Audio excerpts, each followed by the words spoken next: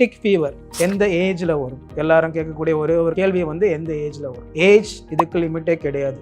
சின்ன பப்பியில இருந்து பெரிய டாக்ஸ் வரைக்கும் சராசரியாக வரக்கூடிய வியாதி. ஸோ ஒன்னொன்று வந்து ப்ரீட்ஸ்ன்னு பொறுத்த பிறக்கும் நம்ம உள்ளூரில் நிறைய ப்ரீட்ஸ் இருக்குது. ஃபார் எக்ஸாம்பிள் கன்னி, சிப்பிப்பாறை, ராஜபாளையம், கோம்பை, இந்த மாதிரி நம்ம நாட்டுக்கான இன நாய்கள் நிறைய இருக்குது. இதை தவிர வந்து வெளிநாட்டில் நம்ம கொண்டு வந்து வளர்க்கக்கூடிய நாய்களும் நிறைய இருக்குது. இப்போ இந்த 2 இன நாய்களில் எந்த செல்ல பிராணிகளுக்கு அதிகமாக வரும்னு பார்த்தீங்கன்னா வெளிநாட்டிலேருந்து வரக்கூடிய செல்ல பிராணிகளுக்கு மட்டுமே தான் அதிகமாக வரும். ஏன்னா இதோட பாடி ரெசிஸ்டன்ஸ் ரொம்ப கம்மி, எதிர்ப்பு சக்தி ரொம்ப கம்மி. ஸோ அதனால அந்த உனி கடிச்சதுன்னா அதோட எதிர்ப்பு சக்தி கம்மியாக இருக்கும் போது சிம்டம்ஸ் வந்து ரொம்ப ஈஸியாக வரக்கூடிய ஒரு நிலைமையில இருக்கும்.